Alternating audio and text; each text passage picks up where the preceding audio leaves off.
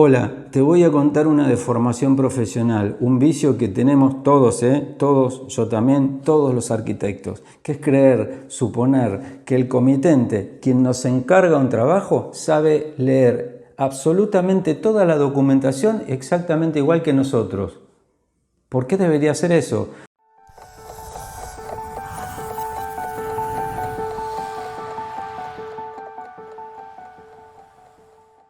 Bueno, porque estamos acostumbrados nosotros a manejarnos entre colegas y entre nosotros mismos en los estudios, a hablar de esa manera. ¿Qué sabes de escalas? ¿Cuánto sabes de escalas y para qué son las escalas? ¿Qué sabes de un corte, de un alzado, de una sección y qué sabes de un detalle constructivo? Bueno, no tendrías por qué saber, pero si estás en condiciones de posiblemente de elegir construir algo en este momento, seguro que te van a caer una bandada de planos y de documentos gráficos que no vas a saber leer. Quédate ahí que yo te voy a explicar todos y cada uno de los elementos gráficos que debes entender y que vas a ver que es muy, pero muy sencillo. Tan sencillo como leer esto. Es que siempre estuvimos acostumbrados a ver las cosas desde arriba. ¿Será una cuestión de altanería? Lo cierto es que ver una planta, un plano de Google, ¿no es cierto?, verlo como desde un dron, es algo bastante poco natural para el ser humano. ¿Y por qué digo que es poco natural y muy frecuente? Bueno, muy frecuente sabemos, pero poco natural, porque en realidad la percepción humana no es esa.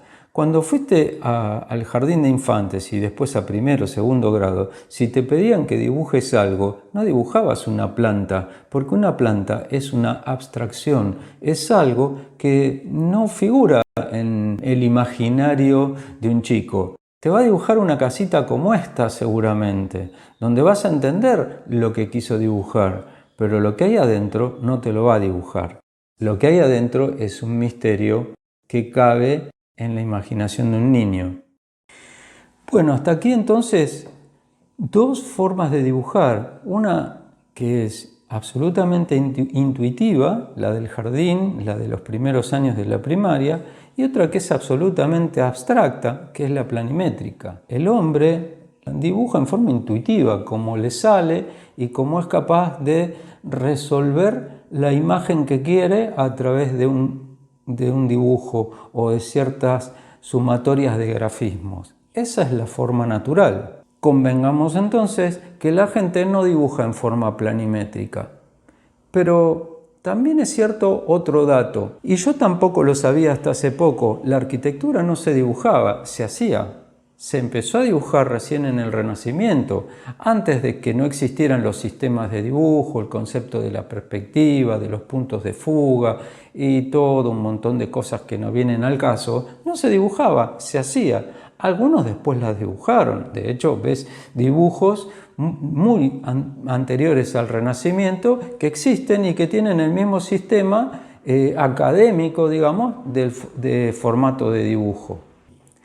Un ejercicio que casi todos los arquitectos hacemos en la primera, segunda o tercera entrevista que tenemos con el cliente es dibujar tu casa. ¿Cómo imaginás que es tu casa? Bueno, yo te voy a mostrar un par de dibujos nada más. Uno muy elaborado, que lo hizo en computadora, y otro hecho en el mismo estudio por la persona que vino, y que por supuesto no voy a decir quién es, y que tampoco es de donde yo vivo ahora y fue hace muchos años. Entonces, te voy a mostrar estos dibujos y increíblemente vas a poder ver lo siguiente. Comenzamos a dibujar en el estudio del arquitecto o empezamos a creer que la única manera de dibujar es esta que nos representa de manera planimétrica. Es como que si no lo hacemos en forma planimétrica, no intuitiva, nos perdemos. Es algo así como pasa con el Google Maps. O sea, vos te perderías si querés llegar a un lugar y el Google te va mostrando la información sin hablarte, pero yendo con el auto entre medio de las casas levantadas en perspectiva. Te perdés tanto como si estuvieras yendo en la realidad mirando el número catastral, el número domiciliario. Eso, tan loco como eso. Nos hemos perdido desde la forma natural de dibujar, nos hemos desnaturalizado en esta forma de dibujo que menos tiene que ver con lo natural y con lo intuitivo que otra cosa. Realmente es la forma abstracta de dibujar. Ahora sí, entendido esto, vamos a pasar a un dibujo sencillo que generé nada más que para entender esto de los cortes, porque todos los dibujos arquitectónicos son cortes, aunque sean secciones, plantas, cortes vista, todos son cortes. Y ahora los vamos a ver clarito, clarito a través de dos programas de dibujo. Y bien, ya que venimos hablando de dibujo como abstracción, comenzaremos observando desde un dron la organización funcional de una cabaña de pequeñas dimensiones. Previamente le quitamos la cubierta, notaremos que entre las líneas negras pintado en rojo aparecen los muros que con la ayuda de la representación bidimensional del equipamiento instantáneamente nos informa del destino o el uso de los locales, como a su vez de las proporciones. Una cama, un sillón, una mesa dan idea de cuánto mide el lugar y cuánto espacio nos queda alrededor de esa vivencia que va a ser comer, cocinar, dormir, estar. Pero ¿qué ocurre si este plano, denominado planta funcional, fuese mudo? Es decir, no contara con equipamiento, fuese simplemente murario. Entonces comenzarán a aparecer datos convencionales del dibujo planimétrico que te van a ser de mucha utilidad. Por ejemplo, va a aparecer el norte geográfico.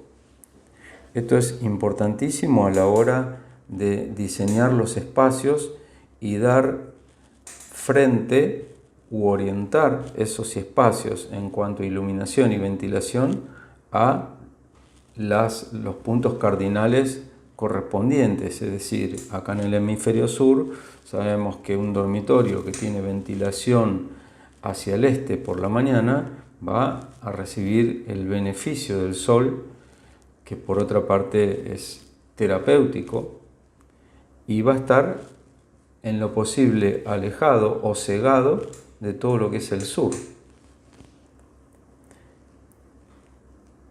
Van a aparecer los números y descripciones de locales. Por ejemplo, cada local ya no va a ser, por ejemplo, comedor, y va a aparecer la palabra comedor o la palabra estar o la palabra cocina, sino que va a estar acompañada de un número.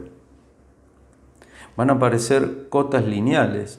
Las cotas lineales son las dimensiones. Esto que ves acá, todo mezclado, que así visto en chiquito no se llega a comprender, pero en un plano abierto y en papel sí se entiende. Las cotas de nivel, que nos hablan de la referencia del plano que estamos pisando respecto a un plano testigo. Por ejemplo, podría ser, generalmente lo es, el plano superior del cordón cuneta. Entonces ese símbolo que vemos como un círculo con dos partes negras y dos blancas y una medida, nos dice con signo positivo o negativo en metros a cuánto está este plano de distancia respecto al plano patrón, ¿no es cierto? Si está menos 10 a más 15. Esto ocurre, por ejemplo, en este proyecto. En el plano tenemos básicamente tres niveles: el del acceso, el del estar y el de la ducha. Si nos fijamos, la ducha, después lo vamos a ver en el corte, la ducha tiene un rehundido en ese contrapiso. En lugar de tener un sobrenivel, tiene un rehundido para que las aguas se puedan evacuar fácilmente. También hay acotaciones, van a aparecer acotaciones referenciales, que son numeritos generalmente con otro simbolismo, para hacer referencia a qué tipo de material se está utilizando en esa superficie, como también designaciones de aberturas. Con la ayuda del programa SketchUp, que es un programa muy utilizado, diría, por todos los arquitectos, que nos ayuda a un premodelado, vamos a ver esa cabañita. Ahí le quité las sombras para que funcione más rápido.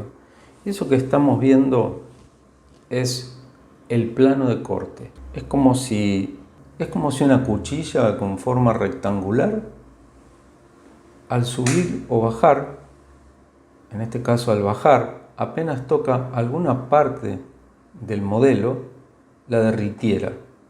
Lo que queda es precisamente, en este caso, la planta. Cuando estamos viendo desde arriba, como desde un dron, eso se llama planta. Por eso es un corte, porque es exactamente igual que otros cortes. No deja de ser un corte, pero visto desde arriba.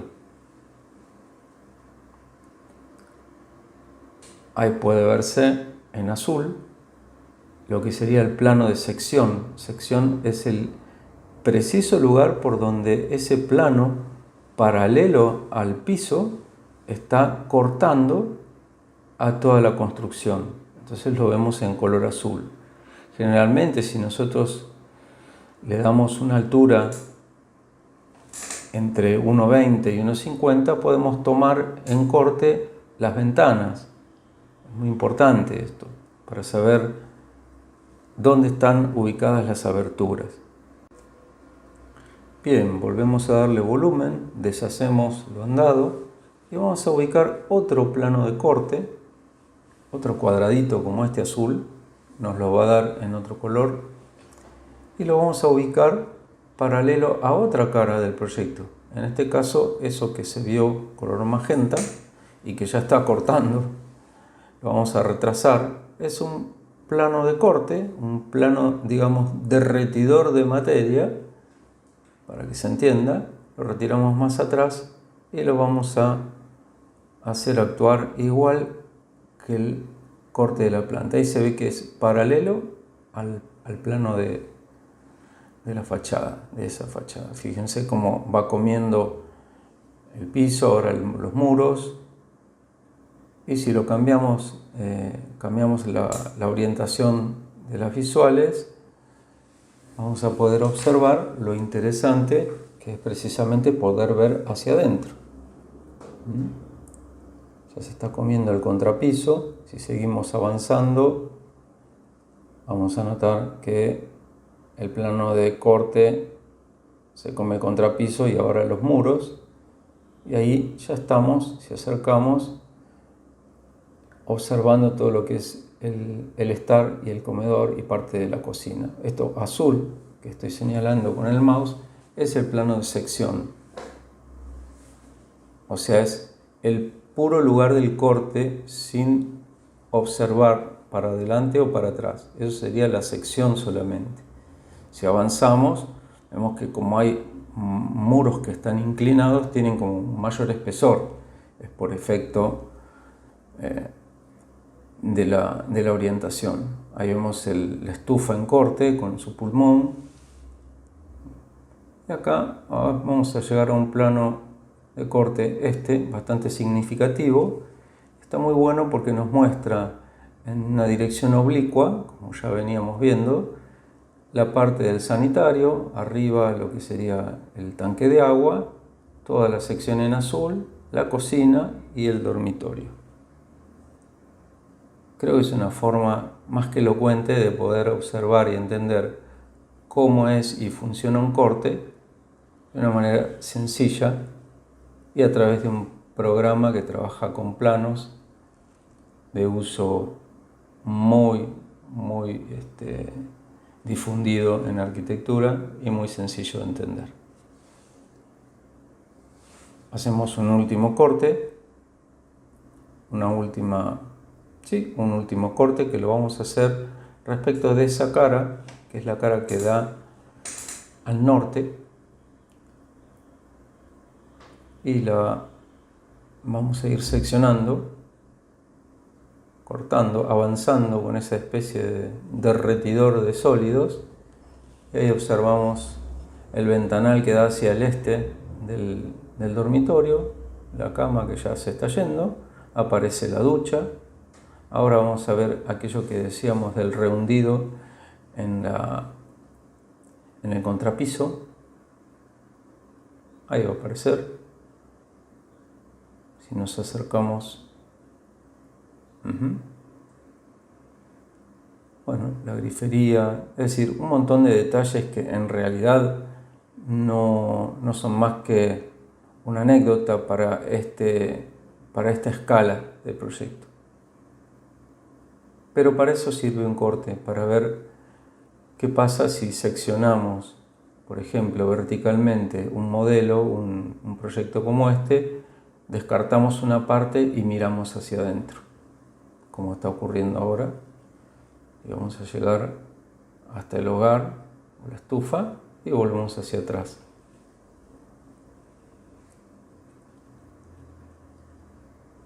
Estos son los famosos cortes en arquitectura y creo que se pueden entender mucho más fácilmente de este modo.